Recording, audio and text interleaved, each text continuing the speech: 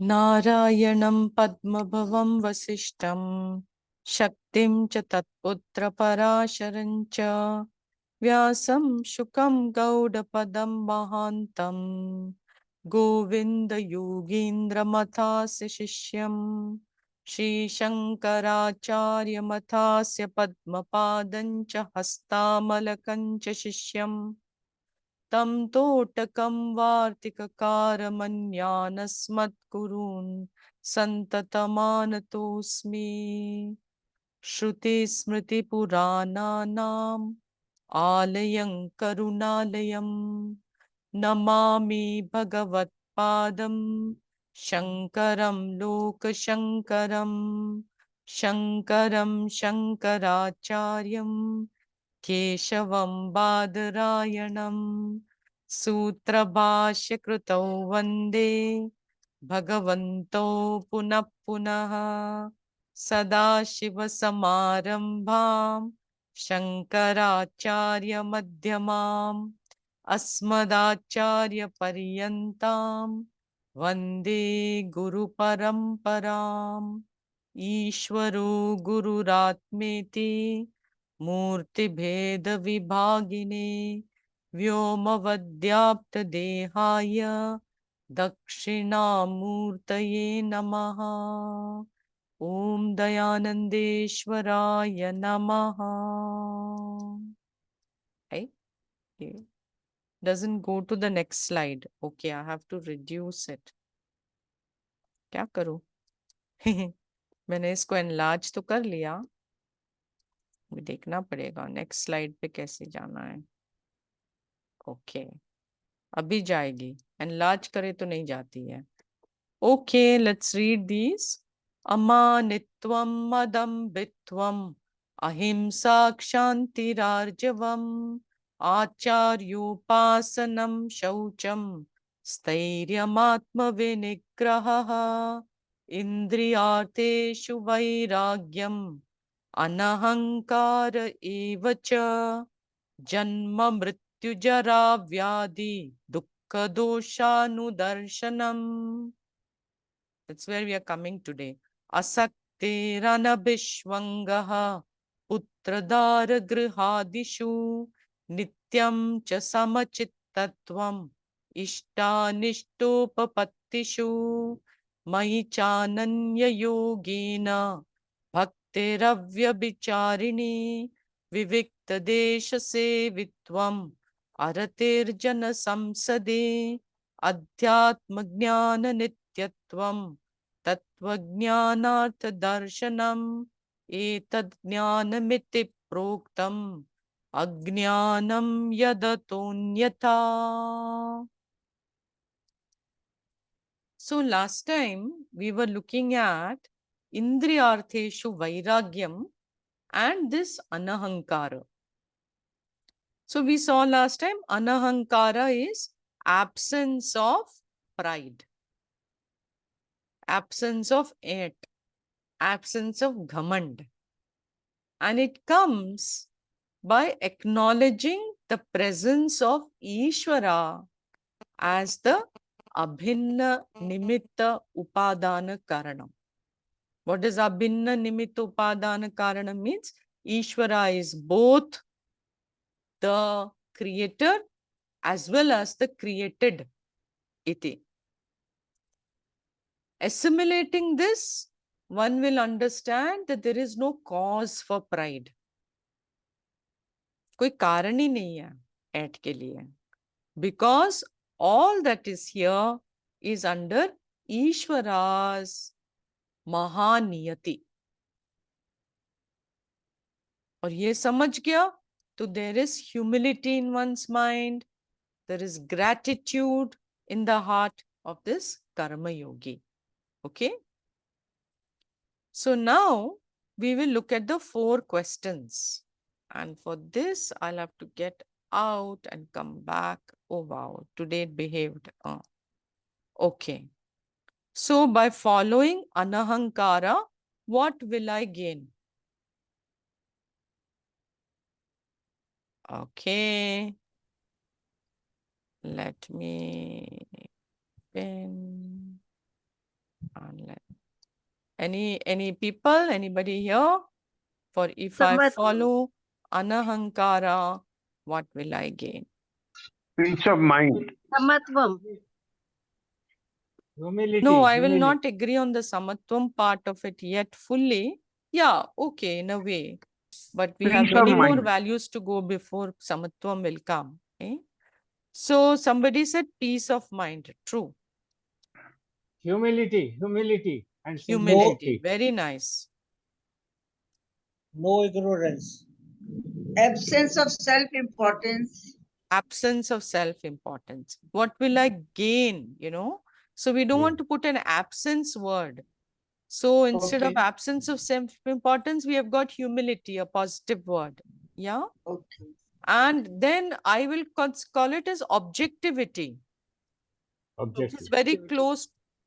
Objectivity means seeing things as they are. The fact is Ishvara is the Abhina Nimitta Upadana Karanam.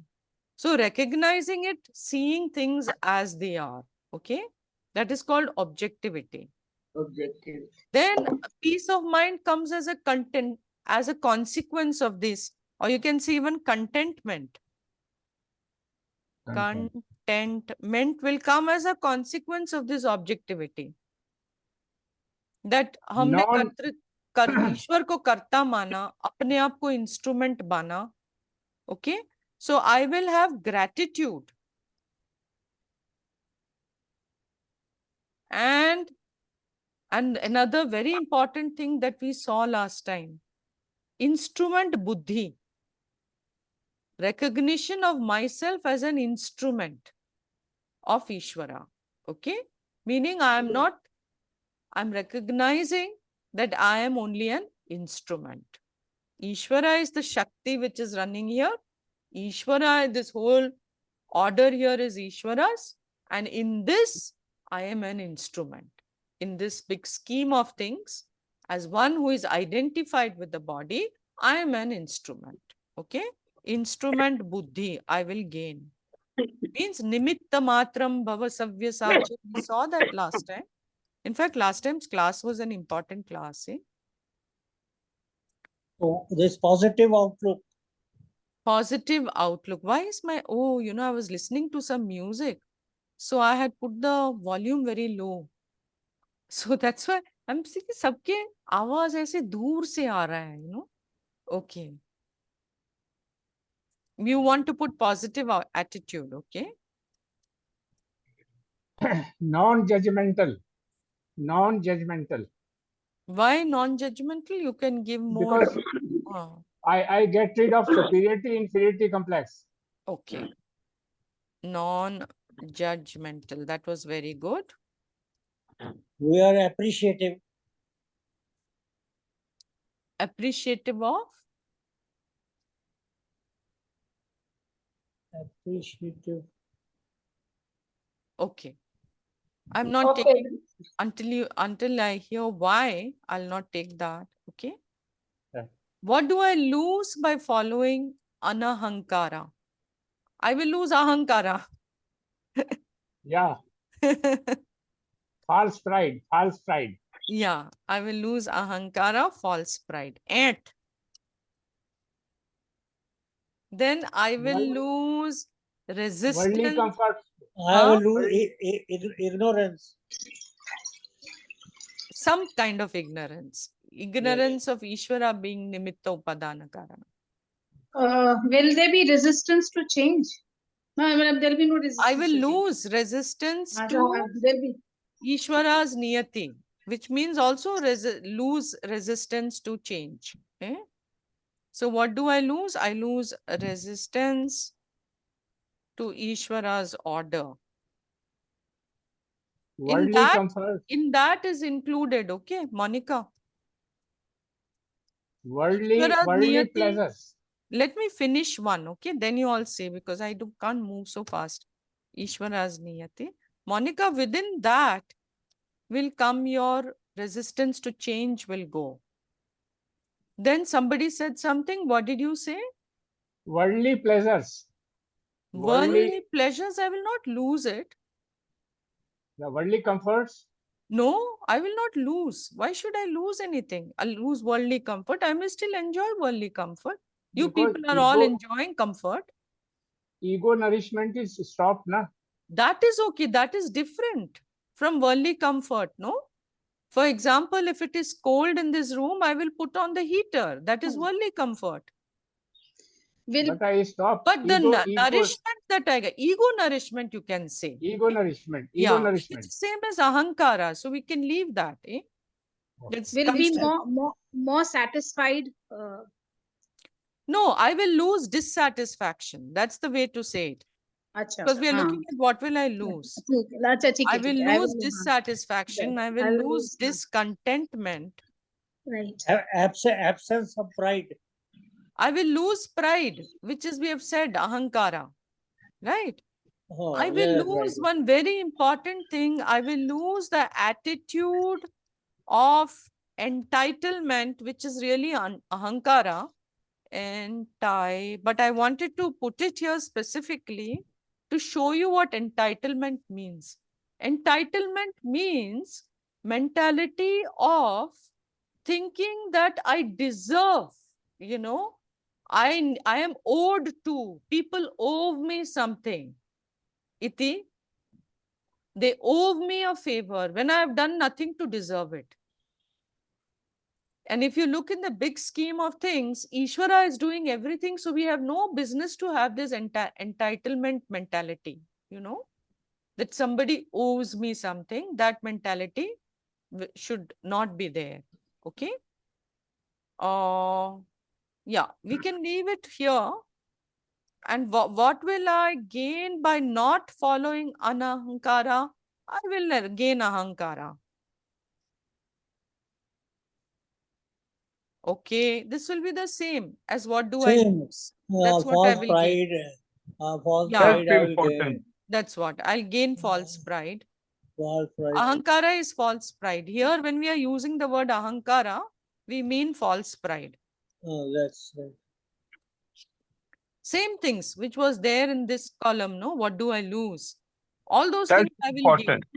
Self-importance. Dissatisfaction. Self-importance. Resistance, self-importance, same as this false pride, yeah? Resistance to Ishvara's niyati. Resistance to Ishvara's niyati. Then, of course, I will gain dissatisfaction. This is such an important thing, you know, because that Ishvara's niyati understanding is so huge, you know, it takes care of a lot of things, eh? But it's very difficult to assimilate that.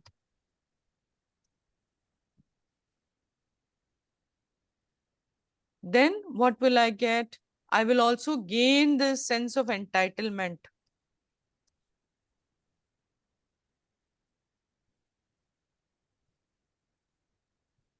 You know, that's where actually a lot of pride lies, eh? No, they should do like that. You know, I deserve it. Iti. Okay. What do I lose by not following anahankara? I lose peace of mind, humility, all those things. Yeah. I lose objectivity. Have you all understood what is objectivity? It's a very important quality. When we say vairagyam, actually we mean objectivity. Objectivity means to see something as it is, not to add any value to it. You know, not to see it as more than what it is, not to see it as less than what it is, to see it as it is. You know, Guruma, is it to see things without any biases or anything? without any biases, yes. But here the biggest bias is not to see the world as Ishvara. That's the biggest bias that we have. So here when we are saying, yeah, objectivity, okay? This Shobna Badhyasa. Important quality in Vedanta. So I will get surrender to Ishvara. I will have contentment, humility. I don't know, what will I lose? So I will lose all this. Sorry, not get, I will lose all this. Okay. Humility. etc. And of course, I will not have what? Instrument buddhi. Such a difficult thing, instrument buddhi. Huh? This Contentment. huh? There So will be no now, contentment. yeah, I will lose contentment. Okay. Because what do I lose is the column. So I just put it like that. We have to immediately put this word lose in every one of them. Lose objectivity, lose surrender to Ishvara, lose contentment, lose humility, lose instrument buddhi. Okay. And now we come to the next value. Okay. Janma mrityu jara vyadhi dukkha doshanu darshanam. Okay.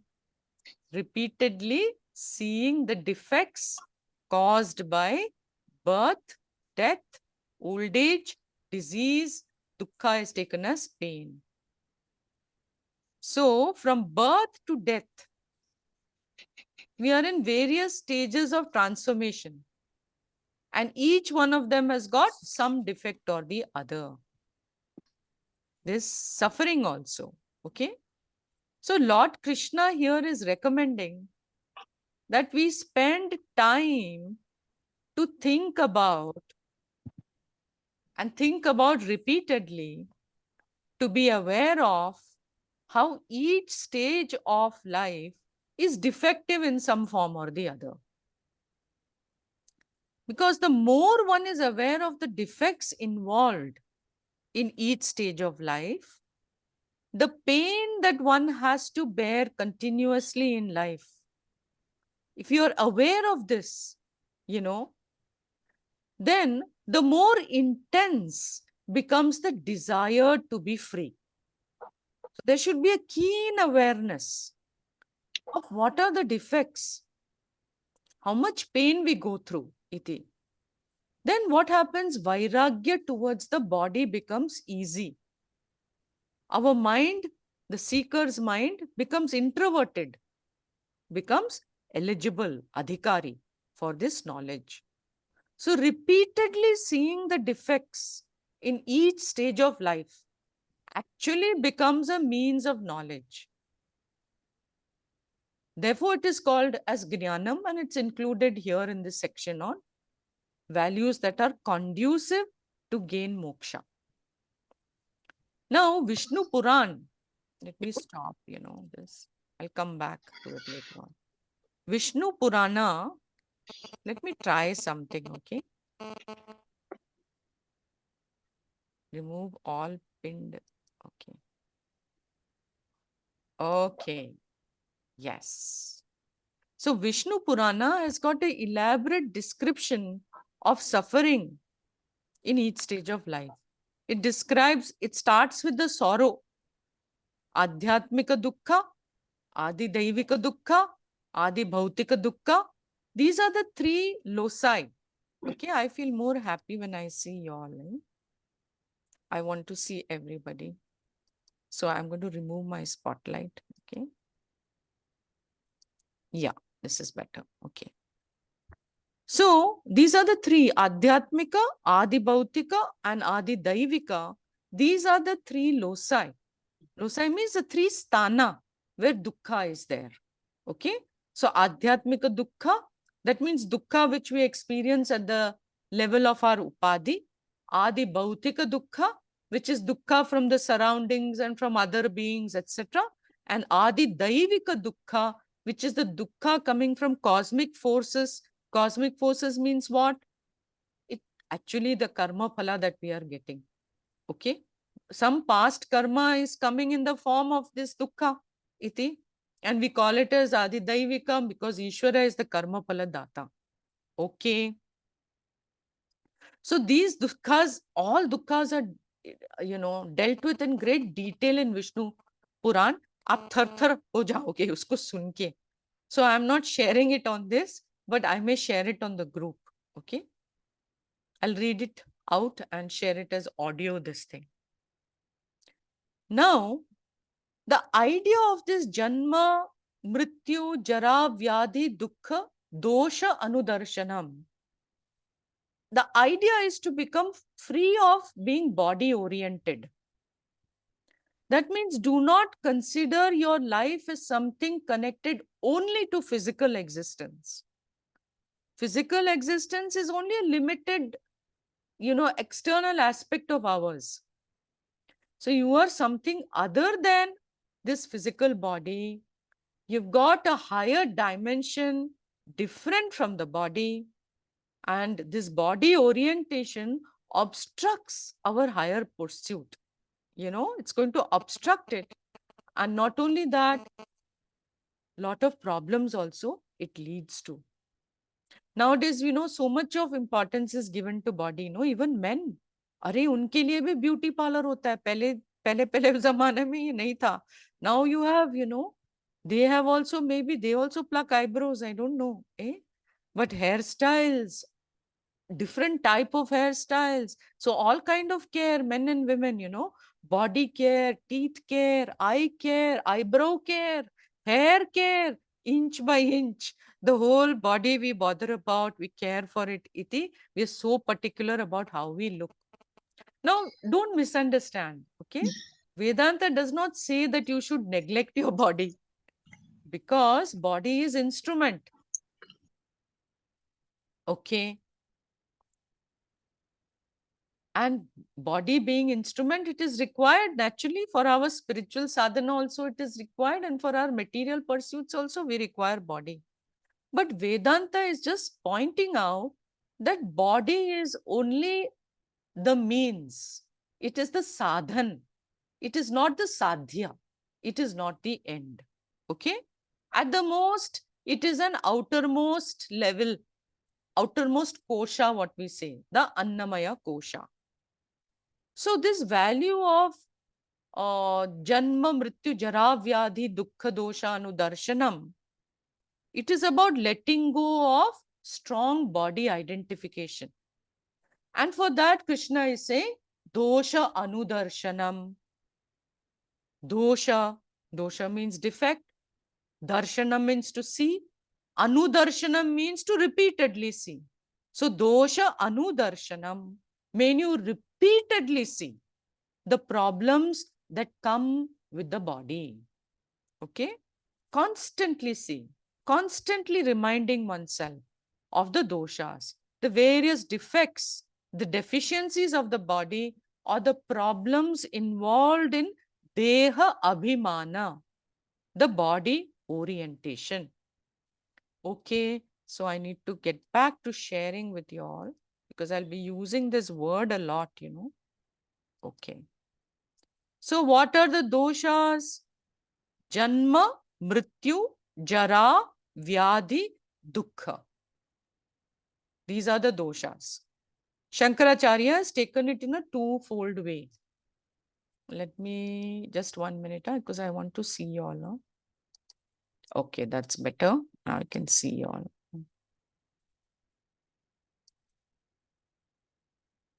Okay. The first is to see the defects of each stage. So there are 5 here. Janma, Mrityu, Jara, Vyadhi, Dukkha. Okay. These 5 are there. So Janma, that's the first stage, birth. Now look at that. Our body, poor thing, it lived in solitary confinement in the womb of the mother for 9 or 10 months. No freedom, crouched like that. Then it has to come through the mother's birth canal. Narayan, That's also a great struggle, because those muscles are, contracting and pushing out the body. It's a very painful thing, I'm sure, for the baby. Now, elaborate description is given in Vishnu Puran, okay? Luckily, we are already born, so we are free of this now. But anyway, I will read out the description to you. It's very yuck. Then what are the later problems? Jara. Mrityu will come to later. Jara. Jara means old age. Old age ke jo problems hai, where I don't have too much choice in deciding the conditions of the body. As we become older, body becomes more frail. All of us know that, each one of us, except Monica, we are all senior citizens. See? So we all know that. So there is more helplessness. Then we lose our memory. I know that. Eh? And our thinking capacity becomes much less. Iti. Then we have Vyadhi, diseases. Who doesn't know this problem? COVID itself showed us. Iti.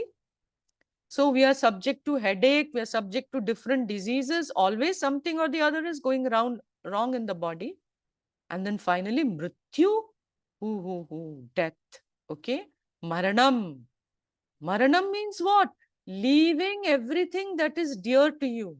All the familiar faces, all the ones you love, the dear ones. So people get so frightened of death because they think we have to leave all that we know. We are going into the unknown. This is a very frightening thing. The sorrow of separation, the fear of the unknown. Both of this बहुत पीड़ा देती है. And Vishnu पुराण इसको भी बहुत ही detail में बताती है. Then we have pain. Who doesn't know the problem of pain? You have back pain, you have stomach pain, you have head pain, you have leg pain, you have toe pain. What doesn't pain in the body? Whatever can pain, pains. Iti. And we are all subject to it at some point of the other. So all these problems are related to the body. And when the body orientation is very strong, we feel very affected by this. Okay? We feel extremely affected. Okay. Now, alternately, first method was Janma, Mrityu, Jara, Vyadhi, Dukkha. These are the 5, areas in which we look for the dosha. Okay? Alternately, Shankaracharya gives us this. It was very beautiful, so I felt constrained to put it there on the screen. Okay? He says, Athava dukkhani eva doshaha, dukkha doshaha. Or he says, dukkha dosha can mean sorrow or pain themselves are the defects. The sorrow in each stage of life is the defect. Okay? So, tasya janmadishu purvavat anudarshanam. Seeing as before that the defects in the form of all this dukkha, which is there in birth, etc. So therefore you have dukkham janma. Birth is full of sorrow. Dukkham mrityu. Death is full of sorrow. Dukkham jara. Old age is full of sorrow. Dukkham vyadayaha. Disease is full of sorrow. Dukkha nimittatvat janmadaya dukkham. Dukkha nimittatvat. Birth is full of sorrow because they are, or birth, etc. Okay? Janmadayaha. Adayah means etc. Janma means birth. So birth, etc. are dukkham, full of sorrow, dukkha nimittatvat, because they are instrumental in making us feel miserable. So Shankaracharya is being very objective here. He's saying, see, if you look at birth, birth is just an event. Okay? Birth is just something that happens. Body is there, it has to be born, birth is there. And then in the process of life, there is jara and there is vyadhi. They are all just events. They are not sorrow themselves, but they make us feel sorrow. We feel the sorrow, okay? So he wants to point out that don't think that these are just events of nature, If you're objective to it, you won't feel the sorrow. But you don't look upon it as just an event in nature and then you feel very sorrowful. Okay. So they are perceivable as events and as such are not sorrowful in themselves. Evam janmadishu dukkha dosha anudarshanam. Evam means thus. Janmadishu. Okay. With regard, Janmadishu, with regard to Janma, etc. Okay. When one thinks Dukkha doshanu darshanam, with reference to Janmadishu, with reference to birth, death, old age, disease, etc. Okay. When you think of the defects which are there in the form of pain, etc., then what happens? Dehendriyadi Vishaya Bhogeshu Vairagyam Upajayate. Then what happens? When you constantly think like this about this, then dispassion arises in your mind with regard to Dehendriyadi Vishaya Bhogeshu, with regard to the pleasures which we can get in the body, okay, through the organs and through the sense objects of pleasure. With regard to all of them, Vairagyam arises. Okay, and that's the idea of this whole value. Okay. Tataha, and when this Vairagyam arises, what will happen? Tataha Pratyagatmani Pravrittihi Karananam Atmadarshanaya. Then what will happen? From that, what follows? The tendency of the mind to go towards Pratyagatmani, the inner self, the Atma. The mind now loses interest because it recognizes that everything is anityam and that there is intrinsically dosha.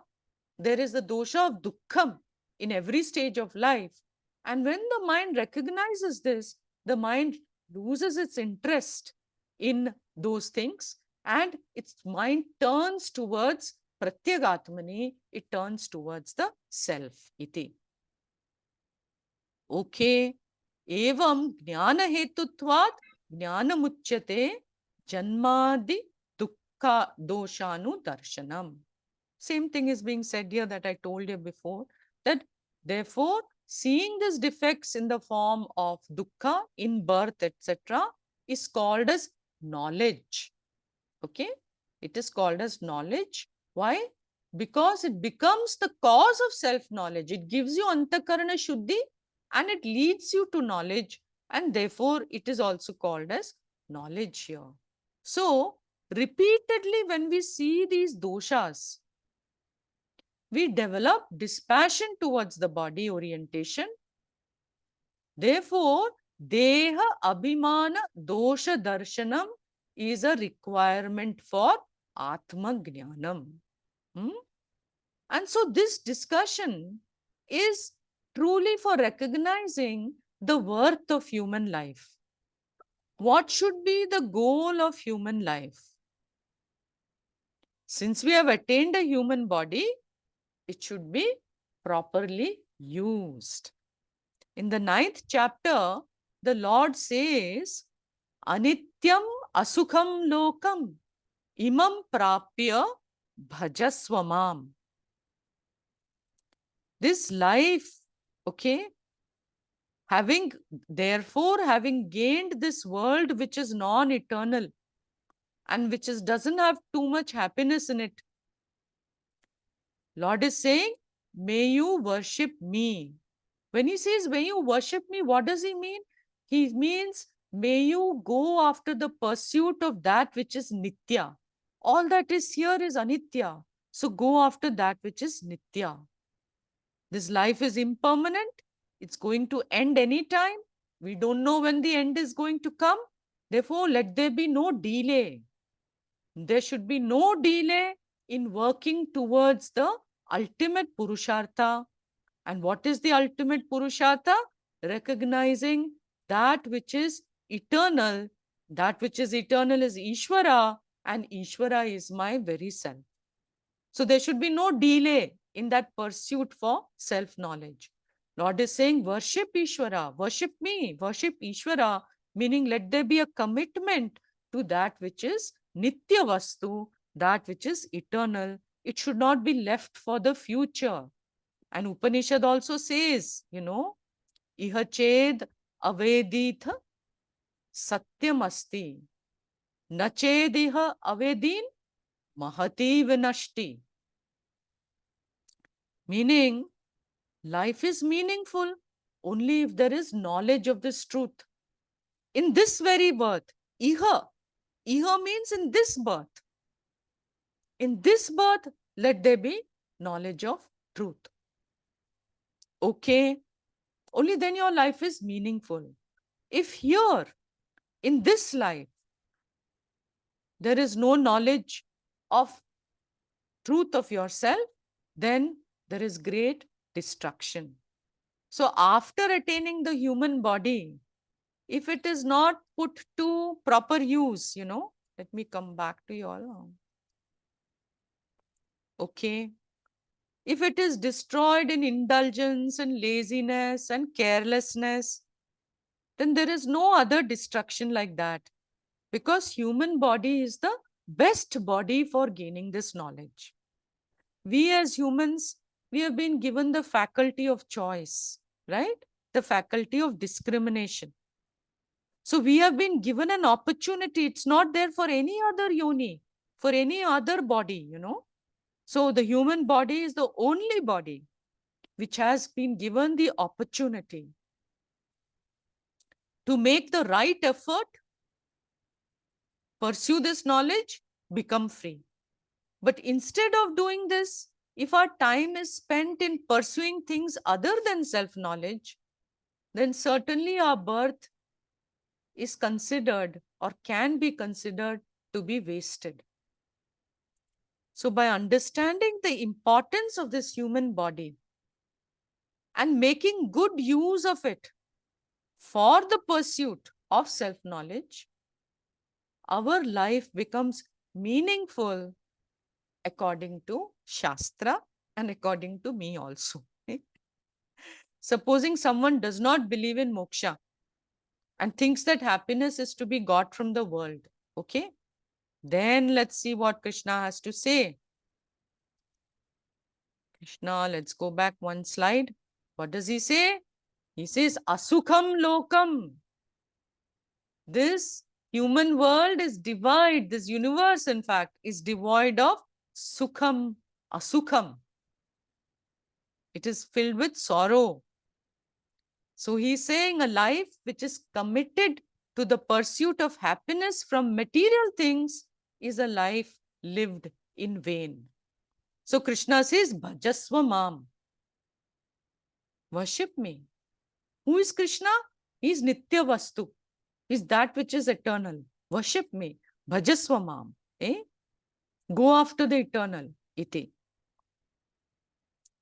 So, here in this section, Lord Krishna is saying, Dosha Anudarshanam. See again and again the suffering involved, okay, in all the stages from birth right up to death. Iti. Not to be afraid of them, not to hate them, but being in touch with the realities of life. Okay, let's just be in touch. One should be aware of it, not denying it or running away from it. By doing this, what happens? We understand the value of human life. As I said before, it's only in human life that one can strive for moksha. So having gained this human body, we have a beautiful, wonderful opportunity to strive for moksha. So let's not waste it through attachment to our sense objects, to situations, to people. When we understand this, maybe we become sadhu, eh? Then the senses and mind, they turn inward and we become eligible for knowledge. Now, old age, disease, death, all this is inevitable. So we need to develop strength of mind to face it. And our Viditatmananji Swamiji, he gives a story, Once upon there was a gentleman who went up to a great Mahatma. And he said, my mind is always remaining restless. Okay, I'm making so much effort to quieten my mind. But maybe I have ADHD or what? I don't know. My mind is so restless. It goes all over the place. But Mahatma Ji, you are so peaceful. What is the secret of this? Mahatma said, I will answer your question later. But for now, let me tell you something very important. From the lines on your forehead, it looks like you're going to die 7 days from now. So you need to prepare for death now. He just told him this. So the man went away. After 7 days, this Mahatma goes to his house. At that time, the gentleman was lying in his bed. Maybe he's preparing, for Mrityuji to come. He's waiting for Yama to come, maybe. But there's such a peace on his face. Immense peace. So peaceful. Seeing this, the Mahatma asked him, Are, kya? How come? Iska rahasya kya hai? What is the secret of this peace in your face? So much calm you are, so peaceful you are. And the gentleman told him that when you said that I am going to die in 7 days, I thought that now that death is coming, why should I keep anything of anyone with me? So I went to everybody. I apologized to them. Whatever I owed to people, I gave back to them. And I forgave all the people who hurt me. And I forgave also, means मैंने माफी कर दिया, even people who owed me money or whatever they owed me. I said, नहीं, कोई बात नहीं. Ithi. So, even I had to receive anything from people. I said, no, I don't need that. So in this way, my account with life has been settled. Now I have no worries. And so I'm so relaxed now. My mind is at peace. So the Mahatma said, this is the secret of peace of mind. Utho abhi. Come on, get on with your life. Live your life like this and you will always be peaceful. Your restlessness will be gone. You will be peaceful. So these are all realities of life. Old age, death, all this is a reality, disease, etc. Let's be prepared to face it. And let's keep seeing the inherent defects of life. Now we come to the 4 questions. Okay. Okay, let me come here. We go to the Upanishad. Yeah. And I have to escape from this. Oh, again it did that. Okay. Would you like to answer this now or keep it for next time? So that you have time to think, you have time to watch again, and then you have time to think. It's your choice. It takes us you can answer, very good. We can answer. I will give the first one, objectivity. Now you'll understand the meaning of objectivity. Okay, seeing things as they are. Okay, objectivity. Vairagya. Vairagya. Is passion. Vairagya towards body. Okay. Mental peace. Mental peace, yes. Certain level Value, of peace will be there. Mental. value of human life. Value of human life. Oh, very nice. Value of human life.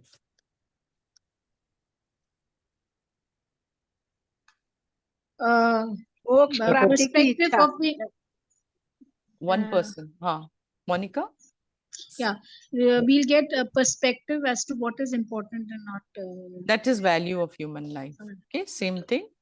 I thought of one thing. Yes, Kumar? Instrument buddhi. What? 1 minute, let one person talk, please. Yeah, Komal, tell me. Instrument buddhi. Instrument buddhi. Okay. Inclination for self-knowledge. Yes. Desire, keen desire. Keen desire, inclination. Okay. Not inclination. Oh, it will be a driving desire. Your head. Good desire for moksha. Keen desire for moksha. Your head will be on fire, like I used to be. When I was in my early 30s, my head was on fire. Abhi to, okay. Then what do Guruma, I there's do? one question, if Yes. I mean, Is desire for moksha not this thing, desire itself? That's okay, because it solves the desire. It solves the problem of desire. So desire for moksha is highly desirable. Okay. Because through this desire, when this desire is fulfilled, all desire is over.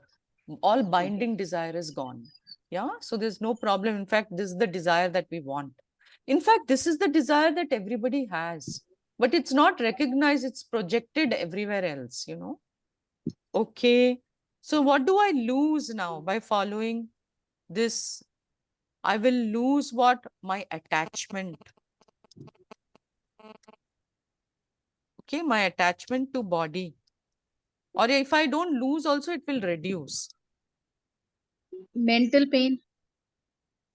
I will lose mental pain. Okay, good. Pain, Suffering. turmoil. You know, in Suffering. Vedanta, Yeah, we yeah. call mental pain as suffering. Suffering, right. Okay, never mind. Mental pain. I will lose my craving for sensual pleasures. Craving for sensual. Yeah, craving for, I'm talking about craving, okay? You know, जो बोलते कि इसके बिना मेरा जीवन ठीक नहीं रहेगा. That is called craving.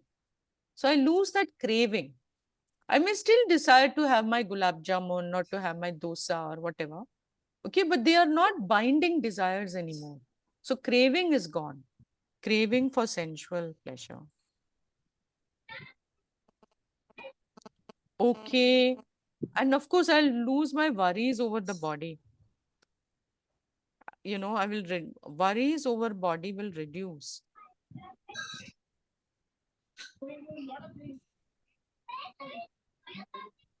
Okay. What do I gain by not following? Same thing, you know, you will say now, what do I gain? I gain worry.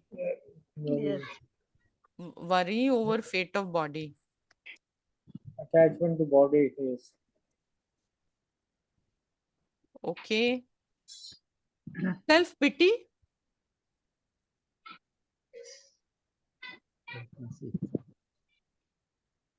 Craving. Okay. Craving will be there. Body orientation. Body orientation. Yeah. Thank you.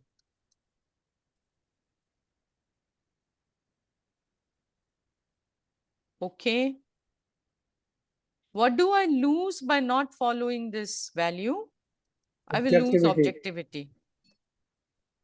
You know, Vedanta gives so much of importance to this objectivity, no? I can't tell you. The whole of Vedanta centers around objectivity. As you will be seeing when we do the other values, you'll finally find that it is all for objectivity. Lose my objectivity. I will lose I will not lose, I will never not have. Will not have desire for moksha. To lose something, you should have it first, no? So actually, what will I not have? I will not have objectivity. See that? I just found something very interesting. To lose something, you should first have it. If you don't have it, how can you lose it? You know? So I will not have objectivity. Not have. Will not have desire for moksha. I like this sudden insight that I had. I will not have dispassion for body. Not have dispassion towards body. Okay, body, or you can say body or body orientation. Okay, so now we come to the next slide. I think I can finish it in 10-15 minutes. So we will go ahead with that. Okay. Good, you guys are good. Asakti. Oh, another one. Okay. Again, we are coming to objectivity. You know, people grimace when they come to these values in Vedanta, you know, कि बोलते, अरे, ये तो मेरे अंदर तो बहुत है. अरे, ये value तो मेरे अंदर है ही नहीं. इति. So people get upset when we see all this, but it's not meant for that. Okay. Just knowing that towards what are we going. Sakti means attachment.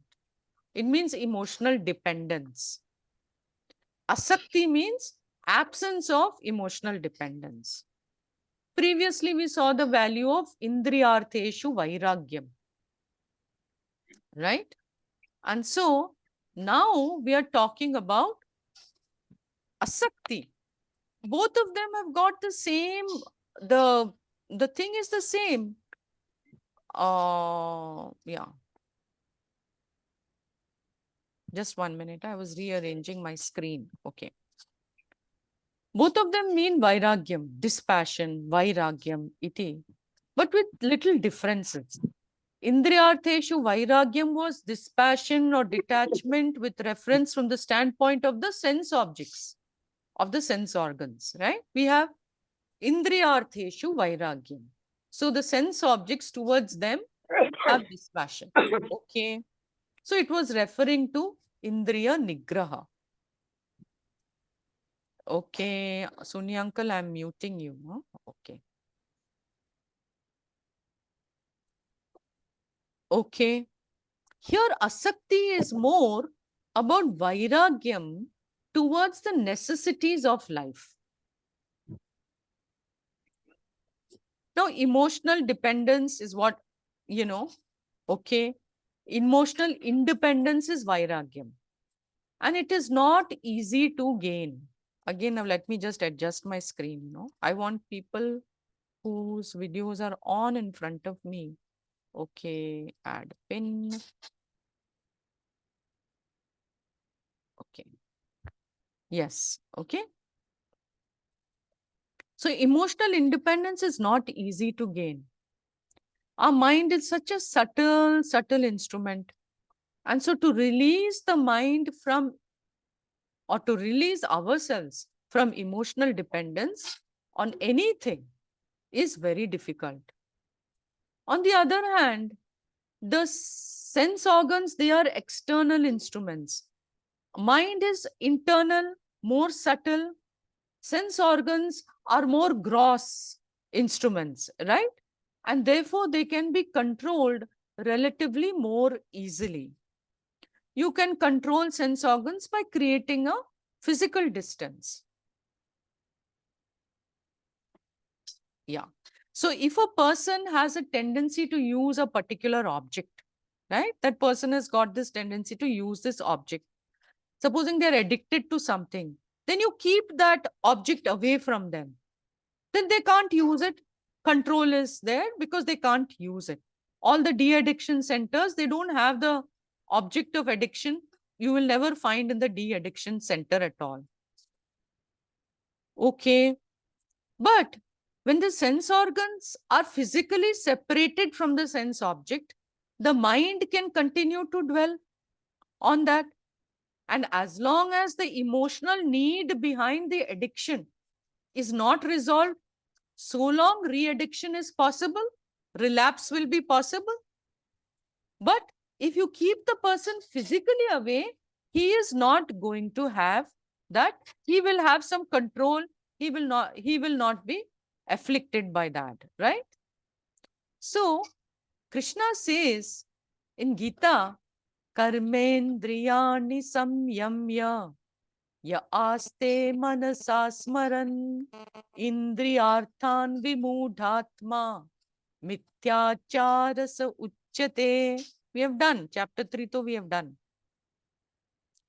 So there, Krishna says that those who restrain the external organs of action while continuing to dwell on the sense objects, okay, they're continuing to dwell on the object in the mind, they are deluding themselves and they are hypocrites. So the point is that we start from sense control, and even after sense control, we would have to address the emotional needs which are behind the desire, or we will, there may be deep vasanas in the mind which are causing. So we will have to address all of that. Okay. Now, there are many items that we use which we term as necessities of life. Naturally, a house is a necessity. All the household items are necessity. The vehicle that we have, the people that we have to manage these things also, right? Our maid, etc., whoever is helping us to manage these things. But we tend to get attached to even these things because we get a sense of security or comfort or pleasure from them. So if in any way there is some shortage of these items, if there's some problem with them, then what happens? Because we are attached to them, we feel very affected. So when there is attachment, we remain engrossed in that, and naturally we are not available for self-knowledge with full commitment. It is not there for us. Okay? Okay. So the first step we are looking in Asakti is to minimize the list of things that we consider as absolutely essential or necessary for our life. You see, there's no end to human need. The more our requirements increase, the more the necessities will keep on increasing. In the beginning, what was only a luxury becomes a necessity in a short time, right? Earlier, when there was no scooter, I used to walk or I used to take the bus and go from place to place. Now scooter is there, so walking has stopped. Even bus travel seems so tedious. कि कौन उधर खड़ा रहेगा bus stand पे? You know, it takes lot of time, so much of crowd in the bus. Iti. So now scooter has come. No, now no more bus. Iti. So without scooter, work is not possible. If the scooter stops or breaks down, I feel like I've become a cripple. कि ना कुछ कर ही नहीं सकता. So the scooter, which was earlier a luxury, has now become what? It has become a necessity. Okay. Now, as these amenities increase, what happens? We become fragile. We lose the power to tolerate inconvenience. And we become more and more dependent on our amenities. Earlier, I could do addition, subtraction, multiplication, not really division, of large sums in my mind. Then the calculator came. Okay. Now there was no need to do mental calculation. I think this is true for many of us. With the help of calculator, now I can do any calculation I want. And now time has come where 5 plus 5, I will need the calculator. Iti. So I started bathing with hot water. That means I lost the capacity to take bath in cold water. Started using air conditioner. Now I can't tolerate temperature of the environment. I'm not saying we don't use modern amenities, because modern amenities, by using them, we save a lot of time and energy, which we can use for our spiritual pursuit. That is okay. But the point is, we want to guard against becoming lazy, delicate, and dependent. Iti. So use all gadgets, use all amenities, but keep in mind that we don't want to become dependent. Maintain one's independence. So don't let amenities come as a guest and gradually become permanent, and in the end become our master. You know, that's what normally happens. So it is wise to keep our needs as low as possible, so that what we regard as necessities are also minimized. Now let's look at what kind of relation we can have with what we consider as necessities. Necessity should be allowed to remain as necessity. But what happens? I begin to like it. I'm getting some sense of comfort, some sense of security, some pleasure from it. And so I become attached to it. So even when thinking of it, you know, you think of some amenity of yours like your phone.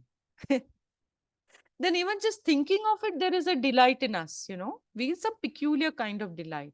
So it's very natural that we keep thinking about them and using them. So what happens is they become a means for gaining happiness. And therefore what happens? Maintaining and protecting them also becomes very, very important for us. And then if our mind is occupied with our amenities or with our servants or with whatever, then the time for Atma Chintanam is not there. So we say in Vedanta, let necessities remain as necessities. And this would be considered as Asakti. Okay? Non-attachment. Use them as necessary, even enjoy them, but don't become a slave to them. So as a sadhaka, we keep releasing ourselves from attachment to them. Okay, now comes some important things, okay? One of the reasons why this kind of attachment arises is I consider all these things as mine. These are mine. The fact is that all these things are not mine. Huh? What are you saying? I am not their owner. Many things have been given to me. So let me use them without establishing a sense of ownership. Let me explain this. Supposing I go to somebody's house as a guest, okay? I go to, say, Komal's house as a guest. I use whatever is there in her house. Glass, she gives me a glass of water. I drink water from that. And then she goes somewhere, so the fan is not on. I go and put on the switch of the fan. Okay? So I'm using the amenity of the fan over there. If it's too hot, I switch on the AC. Okay? So when I use these things, she is my host. When I use that, what is my attitude towards all of them? I use them, I even enjoy these things, but I know very well that I do not own them, right? And because of this understanding that I am not their owner, I don't get attached to any of those. Therefore, when I'm to be separated from that, I don't have dukkha. Even while enjoying them, I don't have the thought of personal ownership towards them. Therefore, there is no dukkha when there is separation. Okay. So when we use something, the pleasure that we get from that something has got two causes. Now, things like house, vehicle, etc., they make our life very convenient. They make it very comfortable. So we get some happiness from it. Secondly, the feeling of ownership in them gives us happiness. It nourishes our ego. Yeah? Sitting on a sofa, very soft sofa, or a nice recliner. It gives me the feeling of comfort. When I sit in an air-conditioned car, I'm protected from the weather. We can reach our destination without delay. High speed gives a thrill, right? So the happiness and pride that we get from our imagined ownership of the sofa, so happiness though we got, but the happiness that we get from the imagined ownership, that is quite another thing. Now, if I can have the same type of relationship with necessities, okay, in my life, which I call as mine, so, okay, that I have when I go to somebody's house as a guest and enjoy those objects there, if I have the same relationship with these necessities that I call as mine, then that will be called as Asakti. Then that is Asakti. I'm repeating this. It's important. If I go to somebody's house as a guest and use the things that the host owns, then the kind of relationship that I have with those things, if I can establish the same relationship with what I call as mine, okay, then that is non-attachment. It is Asakti. Alternately, I can maintain the attitude of being a trustee. towards a trust property rather than the attitude of a owner, then also it will be asakti. So whatever I have right now, I'm not the owner. I'm only a trustee, an administrator for them. Who is the owner? Ishvara. The abhinna nimitta upadana karanam, he is the owner. Ishvara has given me all these things. I use them. So it is my responsibility to take care of them. But I am not the owner. I am their trustee. And so my relationship with them is full of responsibility. But yet it is free of possessiveness. Yeah? So I am not controlled by them. And if there is separation from them, that is Ishvara's will, there is no sorrow. See, when we travel by train, we meet so many people, no? We make friends, we exchange snacks, chai bhi saath mein peete hain. And then when we reach our destination, tata, bye-bye. We may take some numbers. I have so many numbers of people like that. I'm not in touch with any of them. Because there's no attachment, there is no sorrow on parting. Okay? In the same way, the things which we use will also come and go in accordance with nature. And what is nature's laws? Ishvara's laws. Iti. So we need to remember this. And if we do remember this, then we are not adversely affected when there is separation from them for whatever reason.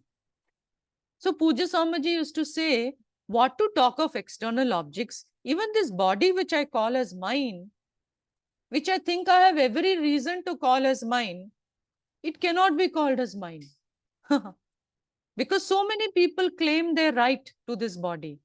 If you're married, then your wife, if Sonia uncle is married, so Saroj auntie has a claim over his body, his children have a claim over his body, right?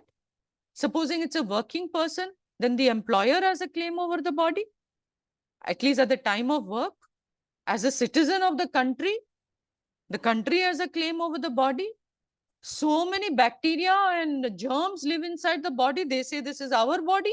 What do you mean it's your body? It's our body. We are feeding on it, iti. And so, like this, no one has absolute authority even over their own body. This body was not created by me. This body is a gift of Ishvara. It has been nourished by the food given by nature. And nature is nothing but Ishvara. So I can't be the owner. So what is true for the body is applicable even to my knowledge and even to my skills. That means none of this is my personal property. And so it all belongs to Ishvara. Ishvara is the giver of this whole universe. So it is very worthy that this body should be used in service of that Ishvara. So let's look at Gita now. I don't know which one I have to go to. Okay, we'll go for this one. Okay. So here, Bhagavan is saying, Kayena manasa buddhya kevalairindriyairapi yogena karma kurvanti sangam tyaktvatma shuddhaye. A very beautiful verse, saying that letting go of the attachment to the karma phala. The karma yogis, what do? They perform action with their body, their senses, their mind, their intellect. But what is the purpose of their performing action? If they have let go of karma phala, attachment to karma phala, then what is the purpose for their doing action? The purpose is Atma Shuddhaye, for the purpose of Antakarana Shuddhi, for the purpose of self-purification. So this means that the highest level of karma yogis, okay, what do? They let go the sense of mine in the upadhi. They let go the sense of mine in the body, mind, sense complex, and they continue to perform action. And they do not consider themselves as the owner of the upadhi at all. Considering their body as Ishvara's property, they use it in the service of Ishvara, doing Ishvara's work. And when the result of action comes, they don't consider it as their own. So this is the highest Asakti, okay? Highest form of Asakti. And of course, as seekers of knowledge, we also slowly, we listen to all this. Over a period of time, we assimilate, keep it in our life, allow our life to function with these principles, with these attitudes, and we also progress towards this. Okay? With that, we stop, and next time we look at the advantages and all the 4 questions we will address next time. Om Purnamadav Purnamidam Purnat Purnamudachyate Purnasya Purnamadaya Purnamevavashishyate. Om Shanti Shanti Shanti. Harihi Om. Shri Gurubhyo Namaha. Harihi Om. Komal, are you too tired to take today? Will you be No, okay? You have only 15 I'll- minutes. Yeah? Okay. I'll take it. Okay. Thank you so much. Okay. Om. Harihi Om. Tat Sat.